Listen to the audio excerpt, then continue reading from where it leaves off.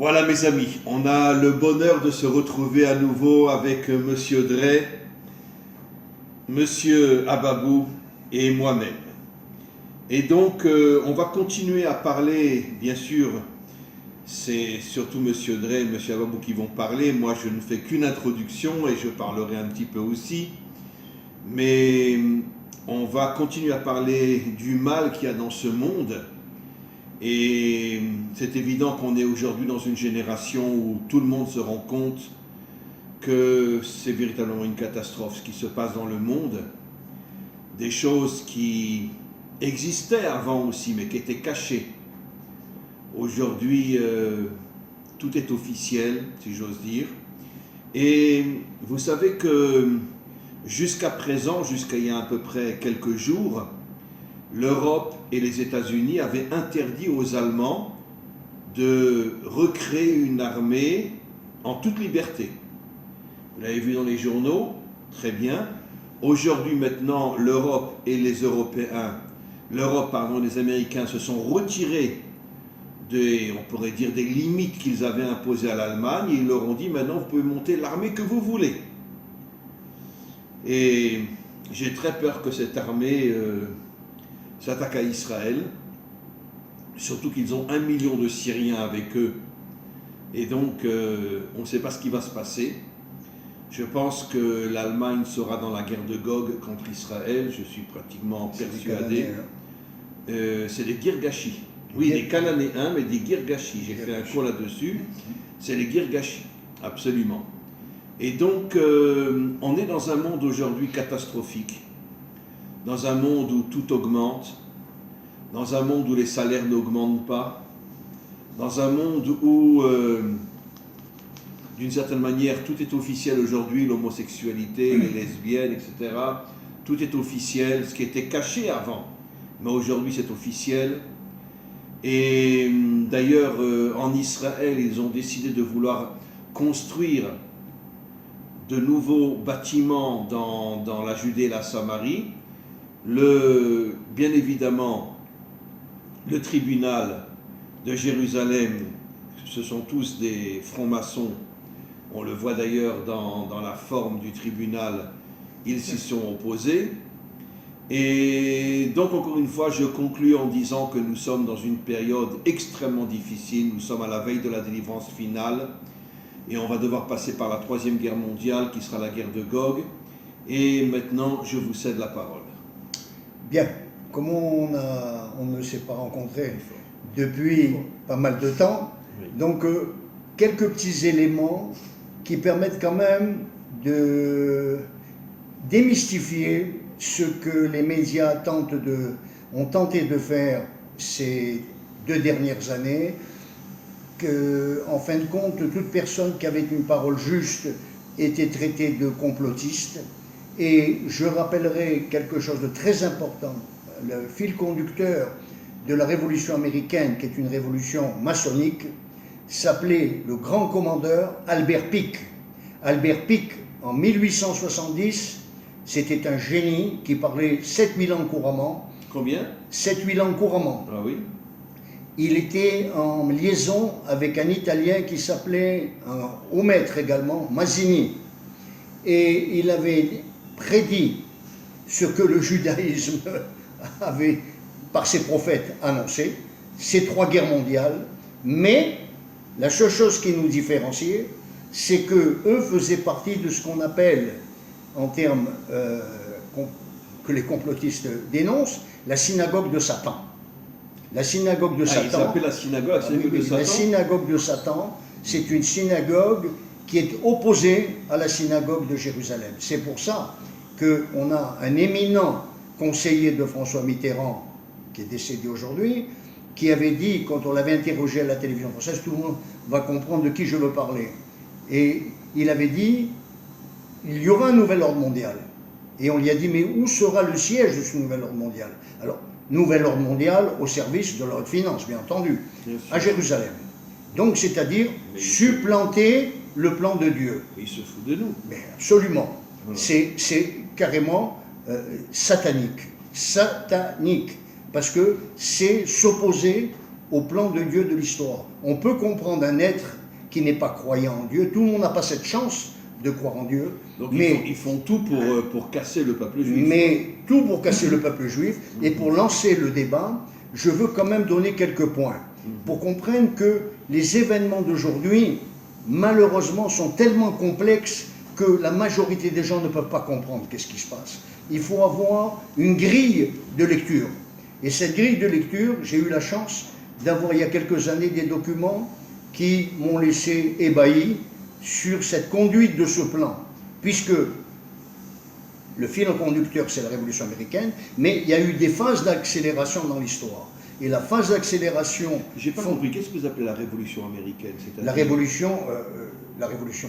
Quand l'État américain s'est fondé, on a parlé de la Révolution américaine. C'est la création des États-Unis sur le modèle de la Révolution française. Exactement. Ah, d'accord. Voilà. Okay. Alors, exactement. Pour qu'on comprenne que déjà tout ça avait été peaufiné, il y a la création de ce qu'on appelait la Fed, la Fédération, le Federal Exchange, qui est l'organisme émetteur de papier-monnaie aux États-Unis, du dollar, qui leur a permis aujourd'hui d'inonder le monde d'une monnaie qui n'a plus de valeur puisqu'elle est déconnectée depuis 1971 de l'or. Déconnecté de l'or. Déconnecté, désindexé de l'or. Ça veut dire qu'ils font des billets sans aucun... Absolument, absolument. C'est comme si vous alliez faire vos courses avec des chèques sans provision. C'est comme ça que tourne l'économie mondiale depuis la crise du pétrole de 1973. Depuis 1973 c'est trop long à expliquer, mais cette guerre du pétrole, cette guerre de Kippour, ce qu'on appelait la guerre de Kippour, c'est une guerre qui a été mise en scène par les Américains, car... Contre Israël? Non, elle voulait utiliser les rivalités du sionisme et des tensions avec le monde arabe pour créer les conflits dont avait parlé Albert Pic. Parce qu'Albert Pic avait dit, en haut commentaire, il y aura 3 guerres mondiales pour réaliser notre plan. La première, on l'a vécue, et les financiers ont été à la manœuvre aux États-Unis, puisqu'ils ont alimenté financièrement les deux camps. La deuxième, on sait très bien, vous particulièrement, vous l'avez souligné, que Hitler est arrivé au pouvoir, et ce parti nazi, avec des financements américains. D'ailleurs, au moment où la Shoah se déroulait, non seulement les voies ferrées n'ont pas été bombardées qui menaient au camp d'extermination. Les Américains ont refusé de bombarder les voies ferrées qui menaient dans les camps. Mais ils ont fermé également la porte des États-Unis pour l'émigration, prétendant que ce n'était pas possible dans cette période de crise, après les années 30, d'intégrer autant d'émigrants. Donc, en fin de compte, la troisième étape qui était prévue, c'est celle qu'on est en train de vivre, la plus terrible, parce que l'humanité est rentrée dans un modèle qui s'appelle Sodome et Gomorrhe. Sodome et Gomorrhe, c'est un affrontement qui a été organisé et qui était prévu par ces branches maçonniques entre le sionisme et le monde arabe, qui devaient s'exterminer mutuellement. Donc, on voit bien que les événements que nous traversons ne sont pas accidentels, ça fait partie d'un calendrier, d'un timing. Et voilà. On pourrait presque dire que derrière tous les conflits entre Israël et l'islam, c'est les Occidentaux qui sont derrière. Bien sûr, puisque le moteur de tous ces conflits, ça a été les intérêts du pétrole, et ces intérêts du pétrole ont... je vais vous donner un exemple d'un livre prophétique qui m'était tombé dans les mains en 73, juste avant, quelques mois, on dirait que Akadosh Baruch Hu m'a mis ça dans les mains pour me prévenir de ce qui se passait. Ça s'appelait « Pour tout l'ordre du diable » et on voyait sur la couverture des puits de pétrole en feu. 2 mois, 3 mois après, la guerre du pétrole est éclatée et en fin de compte, l'auteur disait « Nous verrons dans l'avenir si le diable ne viendra pas réclamer son dû et pendre l'Occident avec la corde qu'il a vendue à crédit. » C'est exactement ça. Alors, voilà les points principaux qui m'ont été donnés par des documents que j'ai eus sur la marche à suivre de cette économie mondiale. Alors, par cette économie indépendante, n'ayant de loi que nos lois, nous établirons une culture de masse mondiale. par le contrôle international de la télévision, des médias, nous instituerons une nouvelle culture, mais nivelée, uniforme, pour tous, sans qu'aucune création future ne nous échappe. C'est carrément ce que vous avez défini, le monde nimrodien, un monde où on coupe l'homme et l'individu de la transcendance. D'ailleurs, le Hari Akadosh révèle que juste avant la délivrance finale, tous les dictateurs bibliques vont revenir et diriger toutes les nations. Mais c'est ce qu'on est en train de vivre. Alors, c'est par cette même économie, il nous sera alors possible de nous servir des forces militaires des États-nations dans des buts humanitaires. C'est ce qu'on voit. En réalité, ces forces nous serviront à soumettre des pays récalcitrants à notre volonté. Ainsi, les pays du tiers-monde et d'autres semblables à eux ne pourront pas être en mesure d'échapper à notre volonté de nous servir de leur population comme main-d'œuvre d'esclaves. Alors, je vais pas... Parce que c'est plusieurs pages de ce document, mais la synthèse, en fait, elle est là, pour pas trop surcharger notre débat d'aujourd'hui. Provoquer un effondrement, et nous y sommes, du système économique mondial. Il aura connu auparavant quelques signes annonciateurs servant à la préparation. Est-ce que je peux intervenir? Écoutez, tout ça c'est clair. L'implosion du système international, notamment au niveau des nations, s'est fait par étapes. La première étape était tout simplement de museler le monde ouvrier à travers des syndicats et à travers tout simplement des lois. Ce muselage a duré quelques années. Ça a commencé, si vous voulez, en France à peu près, disons au minimum dans les années 1936, jusque dans les années 60. À partir des années 60, il y a eu la création d'une classe moyenne. Cette classe moyenne a été muselée progressivement, disons, à partir des années 90, et on l'a tout simplement cassée, brisée en trois parties.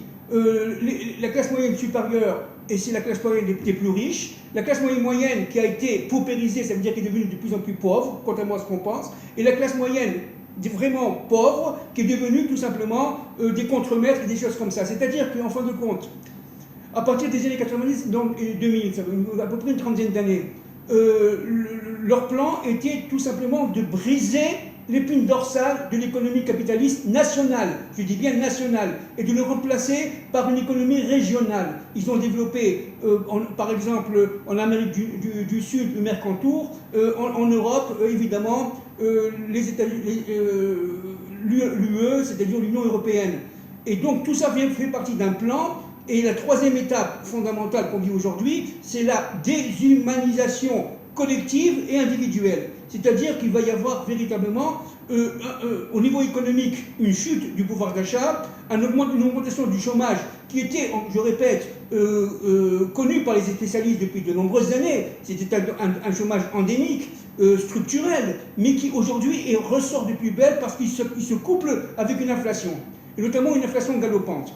Pour ceux qui connaissent un peu l'économie, je parle des lois de Phillips, pour ceux qui connaissent. Maintenant, il faut comprendre une chose, c'est que face à cela, les États s'endettent de plus en plus. Le but, tout simplement, c'est que par l'endettement, on arrive tout simplement à la réduction de l'État-nation jusqu'à devenir, entre guillemets, un intermédiaire entre ces forces et l'esclavagisation du monde. Le but, c'est d'esclavagiser le monde à travers les États, et de manière à ce que ce monde esclavagisé puisse répondre à l'intérêt de quelques-uns au placé. Voilà. Justement, j'ai sous les yeux, sans faire exprès, un des points que je ne voulais pas citer, mais c'est la transition par rapport à ce que tu as dit. Tous ces transferts à l'étranger de nos multinationales et la réorganisation mondiale de l'économie auront pour but, entre autres, de faire grimper le chômage dans les pays occidentaux. Donc c'est un plan. Et en plus, j'ajouterai à ce que tu as dit, un chômage dû à l'inflation, il y a de multiples causes évidemment de chômage, mais ça devait intervenir à une période de l'histoire où on pouvait passer au numérique et à l'intelligence artificielle, et là, remplacer de plus en plus les masses productives d'esclaves par des robots qui remplaceront des esclaves qui étaient eux-mêmes des robots quelque part. Voilà, alors, activer les troubles sociaux massifs qui seront réprimés violemment. Exemple, les guérillas, les guerres civiles et compagnie. Les gilets jaunes. Mettre des camps de concentration pour tous les rebelles. Alors, je vous dis, et on en a parlé déjà depuis 15 ans ensemble, j'avais découvert qu'aux États-Unis, il y avait un réseau de camps de concentration qui s'appelait les camps de la FEMA. Et à l'époque, ça me paraissait gros, parce que je disais avec Fabien, Moshe, mais qui? Des opposants politiques, oui, je veux bien, mais la masse de places de détention est telle, ça serait alors un coup d'État, de guerre civile. Et au même moment, j'apprenais que les États-Unis, pour des raisons de coût, faisaient venir des cercueils par dizaines de milliers de Chine. Et ils sont entreposés dans les camps de la FEMA avec des fours d'incinération, et vous m'avez compris tout ça. Donc tout ça faisait partie d'un plan. Le plan, c'est que la mise en place du premier étage de la fusée, c'était les vaccinations, les épidémies. Il semblerait, et c'est plus qu'il semblerait aujourd'hui, que les objectifs n'ont pas été atteints et qu'ils ont été obligés de renoncer sous peine de voir même les hommes mis en place dans le système s'effondrer devant la pression des masses populaires. On est à ce stade. Et si vous vous souvenez de ce que j'avais dit, dans les personnages politiques des États-Unis, il y en avait un, John Adams, qui avait dit la dette ou l'épée.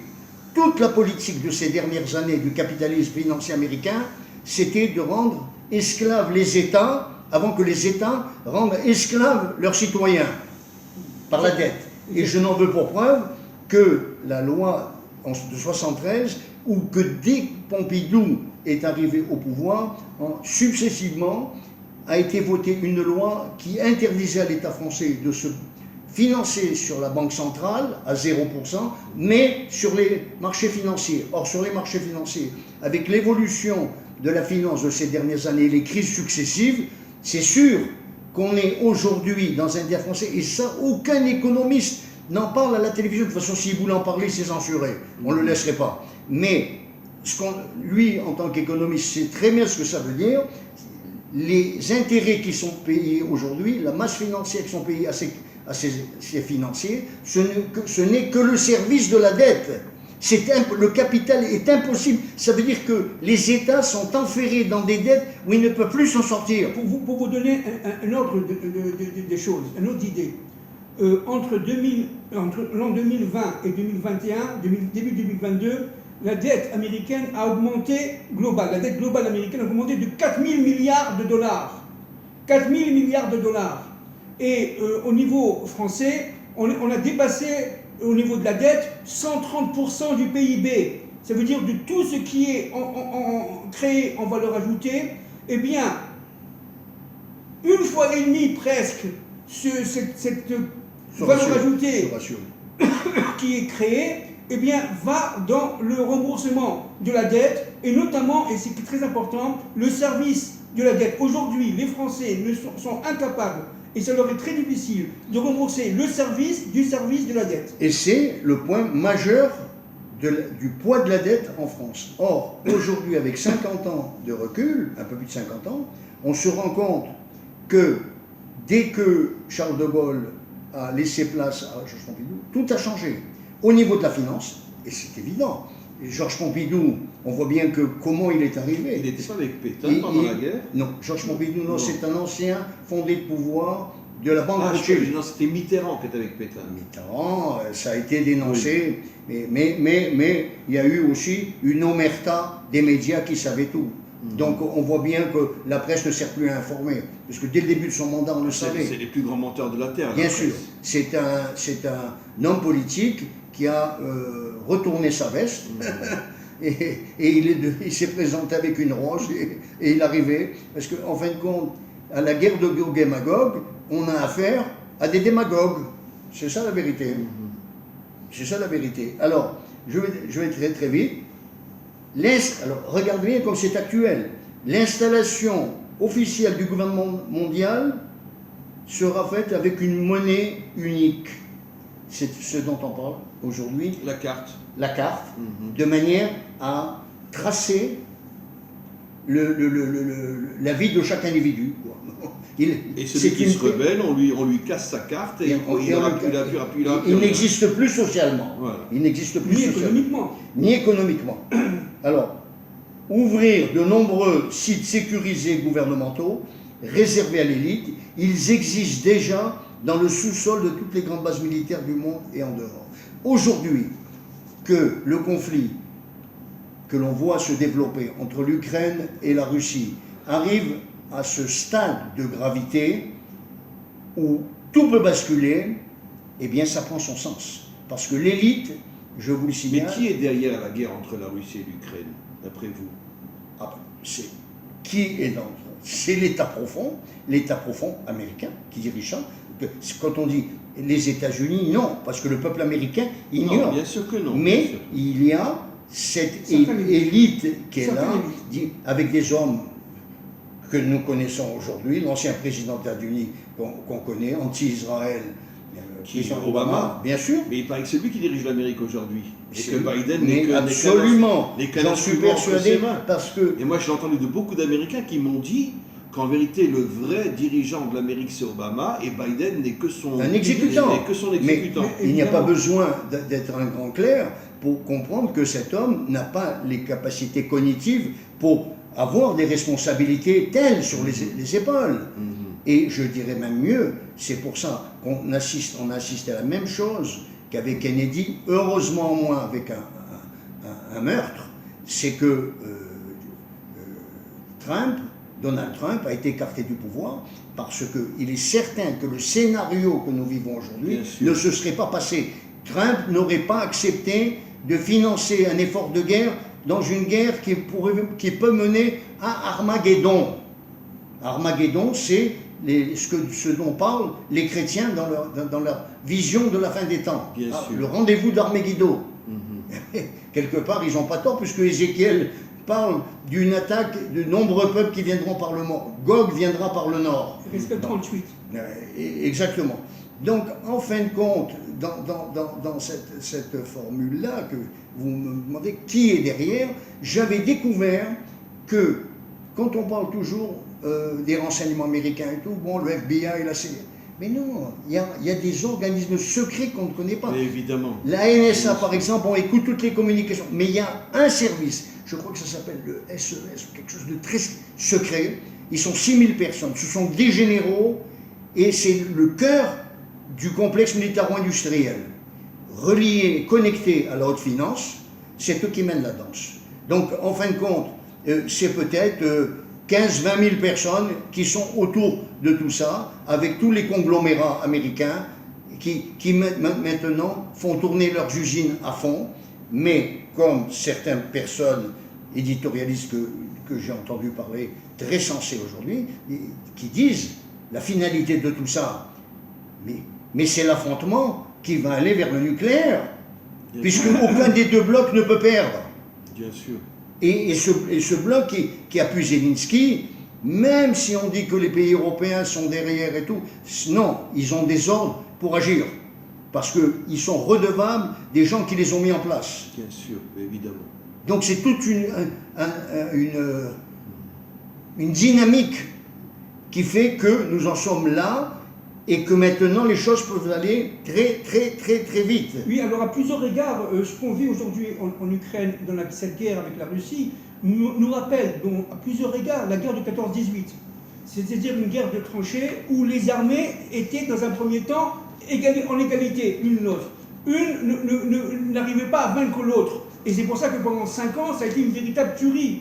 Et j'ai bien peur qu'en fin de compte, ce qui se passe, c'est que l'armée russe et l'armée ukrainienne n'arrivent pas, dans le moyen terme, à vaincre, à prendre le dessus sur l'autre armée, et qu'il va y avoir une sorte d'équilibre qui fait, comme en 14-18, cela va mener à un véritable hécatombe, avec une guerre mondiale, troisième guerre mondiale. Vous pensez que les Russes vont arriver à détruire l'Ukraine?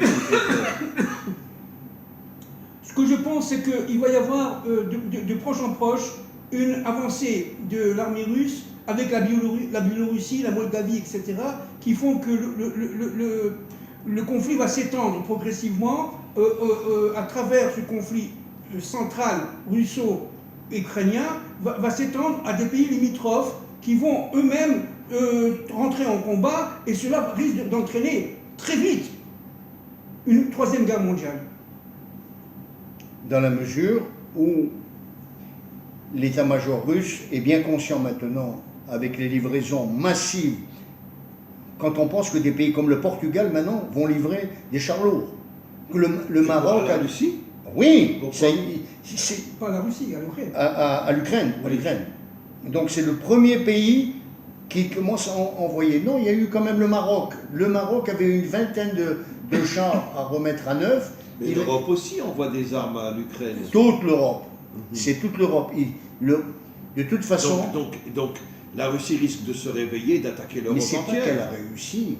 C'est que déjà, l'offensive qui était prévue pour le printemps, elle commence à se développer. Et elle est massive. Elle est massive puisque... Contre l'Europe? Contre eux, contre l'Ukraine, dans toute la zone. Dans un premier temps. Mais les dirigeants russes savent très bien que la logistique, l'entretien, l'approvisionnement vient d'Europe.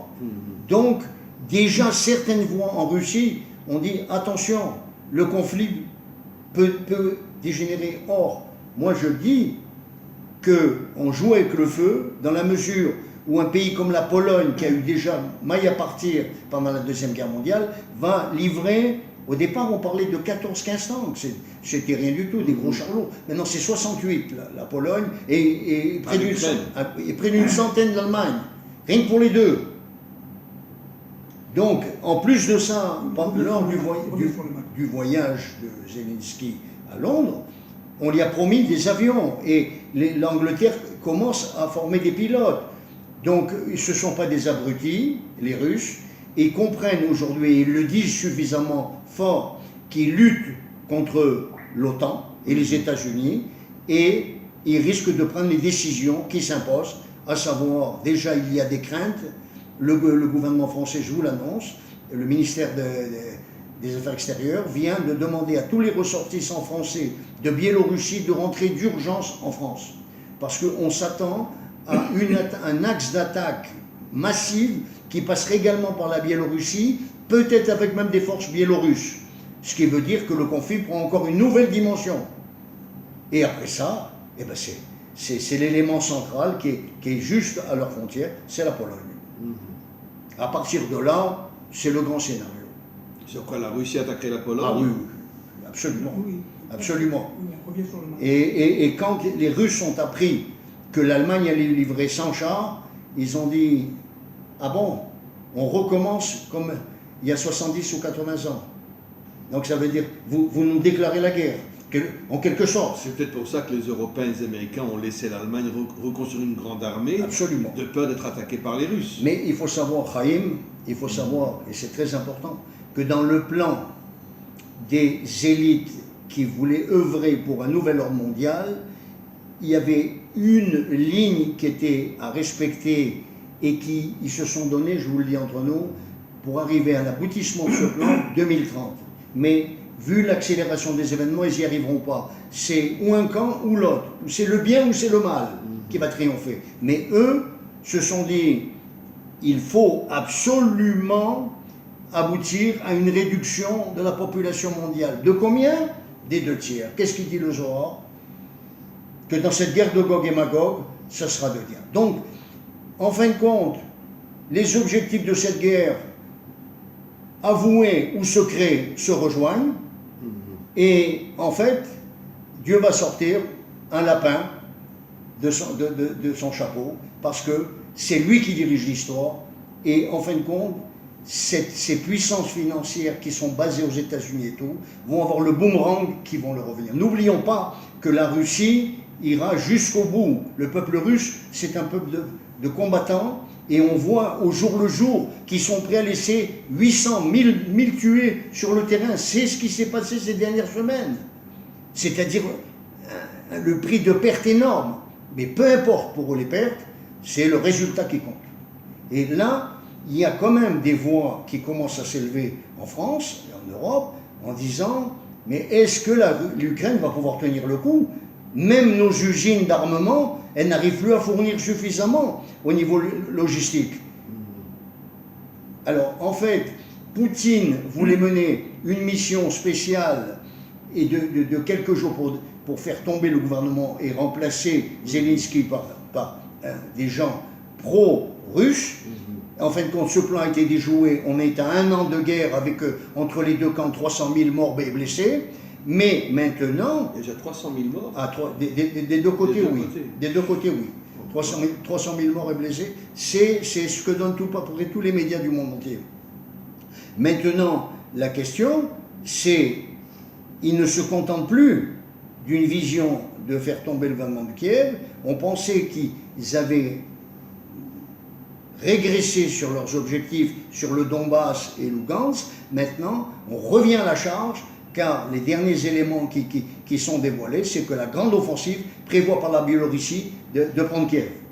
Donc c'est Stalingrad, parce que c'est une capitale. Pour prendre Kiev, c'est plus Kherson ou des petites villes de 20 ou 30 000 habitants. Bien sûr. Bien, je voudrais là revenir sur un point qui me paraît malgré tout capital, bien que tout ce que vous avez dit c'est capital. C'est en fait le fait de comprendre des événements qui se passent en Israël. Vous savez qu'Israël, c'est un microcosme du monde, on l'a déjà dit, et qu'en Israël, il y a effectivement ici une perte de pouvoir de ces milieux-là, qu'on appelle aujourd'hui la gauche, et qu'en fin de compte, ils sont non seulement imbus d'eux-mêmes, mais ils essaient tout simplement de reprendre le pouvoir coûte que coûte. Pourquoi? Parce que tout ce qui a été placé en sous-main, en catimini, en cachette, sous la forme d'associations en Israël, n'est-ce pas, eh bien, est en train de se découvrir. Donc, ils ont très très peur du fait que tout ce qu'ils ont investi, par Américains ou Européens confondus, n'est-ce pas, dans leur fonction de destruction, carrément, de cet équilibre économico-social, politique, voire même militaire d'Israël, ils sont tout simplement actuellement dans une situation de défense agressive. Avec toutes ces manifestations que l'on voit aujourd'hui, n'est-ce pas, et en fin de compte, encore une fois, les manifestations que l'on voit en Israël sont des événements qui vont révéler les associations qui vont, les manifestations qui vont avoir lieu dans le monde entier, notamment dans le monde occidental, par exemple en France et pas seulement en France, y compris aux États-Unis. C'est-à-dire que véritablement une véritable guerre civile s'annonce, pas seulement en Israël, mais Bezrat Hashem, Akadosh Baruch Hu va intervenir et il n'y aura pas. Par contre, dans les autres pays, on est vraiment dans un risque de guerre civile totalisant, qui fait qu'en plus de la guerre en Ukraine, en plus de la crise économique, il y a une crise sociale qui perdure, doublée d'une crise économique et d'une crise psychologique, qui fait que les personnes ont perdu le sens des valeurs, toutes les valeurs ont été inversées. C'est pour ça qu'aujourd'hui nous vivons, Chaim, Louis, une inversion des valeurs, exactement comme ça s'est passé à Sodome et Gomorrhe. Mais c'était l'objectif. Oui, absolument. À Sodome et Gomorrhe, évidemment à Babel, et pendant évidemment le temps de Noé avec le déluge. C'est-à-dire qu'on vit actuellement le déluge du temps de Noé, Sodome et Gomorre, et surtout Babel avec Nimrod. Et comme a dit le Rav Dinovitz très justement, les dictateurs reviendront à la fin de l'histoire, c'est écrit dans le Zohar, n'est-ce pas, pour dominer une dernière fois et essayer de détruire Israël une dernière fois. Et c'est la guerre de Gog et Magog. Parce que, en fin de compte, vous l'avez suffisamment bien expliqué dans beaucoup, c'est la même problématique de l'Égypte à l'échelle macrocosmique, c'est-à-dire qu'on a enfermé les peuples dans un esclavage au départ, un esclavage doré qui était la consommation, la société de consommation, avec ses temples.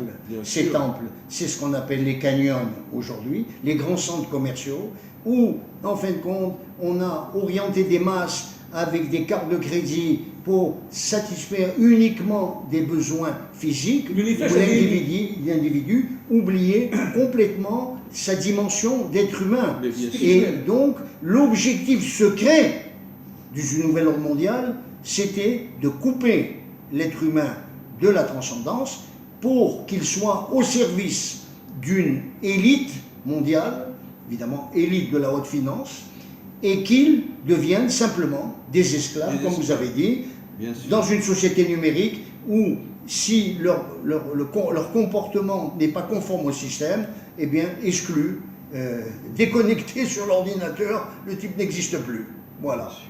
Et ça, c'était... Alors, aujourd'hui, le problème, c'est pourquoi les gens perdent la boussole. Parce que, en fin de compte, il y a le conflit intérieur, le conflit politique intérieur dans chaque État, mais quand on sait décoder, le dénominateur commun est le même partout. Le même partout. C'est-à-dire que la mystification des peuples a échoué. Bien sûr. Et c'est un réveil douloureux. Alors, on essaye maintenant de les entraîner dans une guerre mondiale. Voilà, c'est ça. Et quand la dette n'est plus possible, puisqu'elle a atteint des sommets qui n'ont même plus de sens, ces milliards de milliers de milliards, ça n'a plus de sens, alors, eh ben, on envoie les troupeaux à l'abattoir. Voilà. Alors, qu'est-ce qui peut arrêter aujourd'hui ce conflit? Les personnes sensées disent il ne peut pas y avoir de vainqueur dans un conflit de cette dimension, il faut que les deux parties s'asseyent. Mais la Russie n'acceptera pas de céder devant l'OTAN. Elle sait aujourd'hui que Zelensky n'est qu'un homme de paille. Les véritables décideurs de ce conflit, c'est ceux qui alimentent le conflit en armement. Bien sûr. Et donc, le premier en tête, c'est les États-Unis. Bien sûr. Voilà. Mais il faut souligner une chose, c'est que les États-Unis ont un objectif également dans ce conflit. C'est d'affaiblir complètement la Russie pour n'avoir comme adversaire en face d'eux que la Chine. Parce qu'ils savent, les généraux américains et le complexe militaire-industriel, que le temps est compté pour l'affrontement. Certains... Pensez que la Chine va se battre contre les États-Unis? mais c'est certain, des grands généraux américains disent que c'est très très proche. Et que là, les forces américaines vont rentrer en action. Alors face à la Chine, ça va être encore un tremblement de terre sur la planète. Bien sûr. Voilà où nous en sommes. Et tout ça pourquoi? En fait, pour un morceau de papier qui s'appelle le dollar, dont la gematria est Amalek. 240 Amalek, et ça a été, en fait, la fonction du dernier empire de l'histoire, quand vous avez expliqué la fameuse statue dont Nabuchodonosor avait fait le rêve, et c'est Daniel qui a donné les explications. Bien sûr. Donc aujourd'hui, la dernière partie de cette statue, c'était la domination d'Édom qui a duré à peu près 2000 ans, mais vous aviez aussi également ajouté il y a quelques années, et ça je l'oublie, parce que je ne l'avais pas vu et je ne le savais pas, c'est que dans les chaussures de Daniel, il y avait un Spitz, et vous avez dit, ça sera l'affrontement avec Israël, il sera très court, ça fera très mal, mais c'est une bride qui est indispensable à faire. Ishmaël doit reconnaître Ishmaël, il a entendu également Dieu. Bien sûr. Voilà. D'ailleurs, je dis toujours, la statue de la liberté, elle est figée. Absolument. C'est comme pour... Il y a une contradiction inimaginable. Absolument. Ça veut dire que finalement, oui, vous êtes libre, mais en prison, quoi. Vous êtes figé. C'est-à-dire que vous avez une liberté, conditionnée, c'est tout. Absolument. C'est tout. Donc la liberté que vous avez, elle peut s'exercer, mais dans le cadre que l'on a défini pour vous. Absolument. Alors c'est le type de société prophétique dont avait parlé George Orwell, 1984, avec un ministère de la vérité, et il faut le savoir, c'était un dissident, George Orwell, des Illuminati. C'est pour ça qu'il avait eu cette vision, il connaissait quelque part quelle était la finalité du projet. C'est exact. Voilà. Donc, on n'a pas besoin de raconter. Quand on dit aux gens, oui, mais vous êtes des complotistes, eh bien, prenez un billet d'$1 et vous verrez la pyramide avec l'œil, tous les symboles maçonniques, tout ça. C'est exactement le plan. J'ai une question à vous demander. Quand Oui. la Chine va se battre contre la Russie, Oui. l'Europe va être où? Non, pas contre la Russie, contre les États-Unis. Contre les États-Unis, pardon. L'Europe, elle va être du côté des Russes ou du côté des Chinois? Du côté des Russes, du côté des Américains, j'imagine. Écoutez-moi, Chaim, je suis désolé de répondre comme ça. C'est pas du pessimisme, c'est encore du réalisme. C'est un langage peut-être un peu prophétique, sans vouloir hausser ce propos, mais l'Europe sera en ruine. L'Europe sera en ruine. Elle va payer très cher. C'est ce que disent nos prophètes. Voilà. Que tout le monde d'Édom va être ruiné complètement. Mais c'est ça, c'est ça. C'est ça. Parce que... Mais attaqué par qui? Attaqué par les Chinois? Non. L'Europe va être attaquée par la Russie. Mais elle va être attaquée par la Russie et vous allez voir un acteur... Les Russes sont avec les Chinois. Et les Russes sont avec les Iraniens également. Et les Iraniens vont mener une grande partie également aux côtés des Russes. Et donc, aujourd'hui, nous, je pense que le timing que Dieu avait donné avant la venue du Mashiach était pratiquement écoulé. Pourquoi? Parce que si il n'y a pas une intervention divine, c'est pas moi qui la souhaite, nous le voyons bien dans la société israélienne d'aujourd'hui, il ne tolérera pas, il ne laissera pas son projet dénaturé par une guerre civile. Et nous sommes, c'est-à-dire que les forces cachées, les forces d'élite d'Israël, qui utilisent toute la population, comme hier, la kermesse des 100 000 personnes, j'ai entendu des propos, nous voulons la liberté. La liberté de quoi? Bien sûr, la liberté de quoi? La liberté d'aller au restaurant et au cinéma. Non, la liberté d'être au service d'une élite. Bien sûr. Qui vous prend tous pour des imbéciles, comme est prévu le plan du nouvel ordre mondial. C'est ça. Bien sûr. Et en fin de compte, pour comprendre même, mais je vais vous dire une chose, Chaim, quand il y a eu, et c'était nos propos, on se demandait même des fois si on n'était pas un peu dérangé, parce que dès qu'il y a eu l'assassinat de Rabin, on a compris qu'il y avait des forces à l'œuvre. Quand on a eu ces changements à la Cour suprême de manière de concevoir l'État d'Israël comme une démocratie au détriment du judaïsme, c'est tout le projet divin. On n'est pas venu... Le sens de la démocratie, d'abord, vient d'un mot grec. Donc c'est de la culture. Alors on n'a pas fait le combat contre les... C'est ce que moi j'appelle la relation entre le clergé et la noblesse. Aujourd'hui, tous les dirigeants religieux, à part quelques exceptions, sont du côté de la politique pour se faire le fric et le pouvoir. Voilà. Et comme l'histoire, elle se fait chaque fois de la même manière, eh bien, c'est Yehuda ben Mattatyahu avec ses fils qui se sont soulevés à Modine, et ça a été un noyau de combattants. Un jour, je suis allé au tombeau de Shmuel, on m'a dit, tu vois, c'est en bas, c'était le guide de la... Il y a eu des combats terribles, des forces contre Antiochus. J'ai dit, ils étaient nombreux? Non. Il m'a dit, ils combattaient à 300 ou 400 face aux éléphants, une armée complète, ils les ont mis en déroute. Non, je voudrais assister sur un point, là, puisqu'on parle de Hanouka. Malheureusement, c'est assez mal dit et approfondi par les Chachamim. Hanouka, c'était d'abord, malheureusement, dans un premier temps, une guerre civile à l'intérieur même des Hébreux. C'est-à-dire que, véritablement, il y avait des gens qui étaient pro-grecs, aujourd'hui on dirait pro-occidentaux. La majorité, oui, absolument. Oui, absolument, hellénisés, mais vous avez aussi des résistants et faisant partie du peuple qui n'étaient pas forcément reliés directement au Hashmonaïm et qui, eux, ont souffert le martyre à ce moment-là. Ils ont été recherchés dans les grottes, assassinés carrément dans les grottes, etc. C'est-à-dire que, malheureusement, je suis sûr que ce qui s'est passé avec Hanouka, c'est un phénomène d'annonce de ce qui va se passer aujourd'hui dans le monde, notamment occidental. Mais ça s'était déjà passé au temps de Rome. Absolument. Puisque l'élite de la société juive a collaboré avec le pouvoir romain, et en fait, il y a eu ce qu'on appelait les sicaires, c'était des révolutionnaires qui voulaient faire sauter l'ordre en place. Alors, et Sadducéens surtout. Bien sûr, c'était les grands prêtres qui étaient...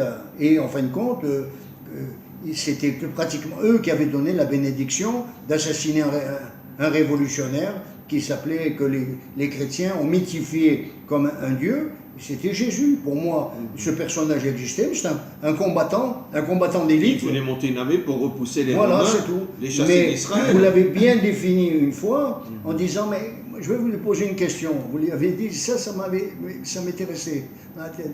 Mais si Jésus revenait aujourd'hui il y aurait une synagogue, une mosquée. Et ben, Manicoudi rentrerait dans la synagogue. Mais bien c'est sûr. évident. Bien sûr. C'était un juif authentique. Mais évidemment. Non seulement c'était C'est les Romains qui l'ont falsifié. On dit que c'était un docteur de la loi même. Bien sûr, mais il faisait Shabbat, il mangeait kasher et tout. Quand on va à Tibériade, à la maison de Pierre, que les chrétiens c'est des lieux de pèlerinage, il y a une ancienne synagogue, la synagogue de Capharnaüm. Eh bien, on disait certainement Jésus venait le Shabbat ce soir-là. Mais évidemment, mais c'est les Romains qui ont falsifié C'est Jésus. ça. Constantin. L'empereur Constantin, le premier chrétien romain. Ils ont tout falsifié. Mais c'est le premier congrès de Nicée.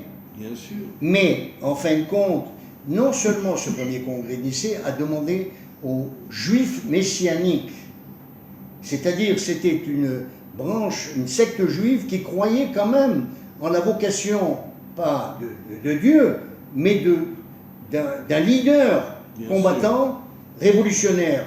Ils leur ont dit au congrès de Nicée, non, ceux qui veulent être dans l'église doivent, alors c'était déjà le travail que Paul avait fait, doivent couper avec la synagogue. Bien sûr. Et là-dessus, Bah, c'est Paul qui a tout cassé, hein. c'est absolument, C'est lui qui a tout cassé. absolument, et là-dessus, il y a eu des personnages, et en particulier un qui est célèbre, qui s'appelle Marcion, qui a inoculé les premiers germes de l'antisémitisme. Chrétien. Bien sûr. Mais il faut savoir que ce n'est pas un phénomène marginal. Bien sûr. Car Marcion avait ses églises à Rome pendant 200 ou 300 ans. Il y avait des marcionistes. Et ça, je l'ai appris de qui, cette histoire-là? Bien sûr. Du pasteur Duvernois. C'est lui qui m'a enseigné quel a été le rôle de Marcion et des premiers éléments de l'antisémitisme dans l'Église, dont elle n'a jamais pu se défaire. Alors pour finir, pour conclure, d'abord dans un premier temps, nous sommes dans un état, si vous voulez, quelque part de surchauffe au niveau économique, une inflation galopante qui devient de moins en moins contrôlable, un chômage qui est endémique, structurel, qui fait qu'en fin de compte, notamment les jeunes auront beaucoup de mal à trouver des emplois de plus en plus. C'est pour ça que... Une raréfaction de l'emploi. Mais toute la jeunesse israélienne quitte Israël parce qu'ils ne peuvent plus vivre en Israël. Les prix montent absolument. Et donc, ce qui est très important de comprendre, c'est que cette déstructuration économique qu'on trouve en Europe, qu'on trouve en Amérique, qu'on trouve en Israël aussi malheureusement, eh bien, va mener à la guerre. Parce que, évidemment, c'est exactement comme ça s'est passé en 14-18 ou en 14-45, où les États étaient extrêmement endettés. N'oublions pas l'Allemagne en 1919, avec le traité de Versailles, et donc cette déliquescence carrément des budgets nationaux, cette déliquescence de la monnaie qui ne vaut plus rien, parce qu'elle est créée, attire l'arigot, va mener tout simplement à un effondrement du pouvoir d'achat. Parce que le monde est en état de faillite. Absolument, et une révolte populaire. Mais le problème, c'est que, en fin de compte, les dirigeants ces dernières années, depuis déjà au moins une dizaine d'années minimum, c'est pas 15 ans, lui connaît bien ce sujet, parlaient dans leur discours économique de croissance économique et qui parallèlement entraînait la croissance de l'emploi. Mais il y a aujourd'hui, il peut y avoir croissance d'une économie, mais pas forcément, puisque la main-d'œuvre qui est liée à cette croissance est remplacée par des robots et de plus en plus par l'intelligence artificielle qui va intervenir. Donc, en fin de compte, qu'est-ce qui peut... Donc les hommes vont crever de faim, quoi. Disons que si on était dans une perspective d'une humanité où l'homme avait le respect de son prochain, en fait, l'idéal humain, nous sommes arrivés à une situation aujourd'hui, par l'évolution technologique, où l'homme peut être, disons, dans une situation où on ne le soumet plus au travail qu'il a harassé pendant des siècles, il est déchargé de sa fonction. Absolument. Et la société pourrait lui verser. Maintenant, le problème, c'est que le nouvel ordre mondial veut faire ce système avec ce qu'on appelle le revenu universel, mais, comme vous l'avez dit, soumis à des critères. Mais bien sûr. Et dans ces critères, on rentre dans le cadre La où on tête devient un baissée, esclave. Tu deviens un mouton, tu deviens un esclave. On n'a plus véritablement une existence, une personnalité. On se met devant son écran et on entend 1984 Orwell avec un ministère de la vérité qui est un ministère de la propagande. Voilà. Merci. Vraiment, c'était une... Il n'y a pas de mots. Il n'y a pas de mots pour vous remercier, vous et M. Ababou, M. Dre, M. Ababou. Et j'espère que très prochainement on refait un cours. Hein? Ben oui, parce que je pense qu'aujourd'hui c'est nécessaire. Les événements s'accélèrent énormément. Il y a une accélération, il y a des mondes qui s'entrechoquent et malheureusement, au fur et à mesure de nos interventions qui vont se répéter maintenant, on va être confronté certainement à une évolution dans ce conflit en Europe. Et étant entendu que, vu ce qui se passe au Moyen-Orient avec Israël, on voit, on ne l'a pas abordé, il y a des rabbinim qui veulent en parler, mais ça, c'est Dieu qui juge ce qu'il doit faire. On peut dire à notre niveau que ce qui s'est passé en Turquie et en Syrie, c'est interpellant. Moi, je ne veux pas aller plus loin. Merci beaucoup en tous les cas et j'espère qu'on se retrouvera très très bientôt. Si Dieu veut. Merci Monsieur Dre, merci Monsieur Ababou et c'est toujours un plaisir. Et c'est un vrai bonheur de vous avoir. Merci beaucoup.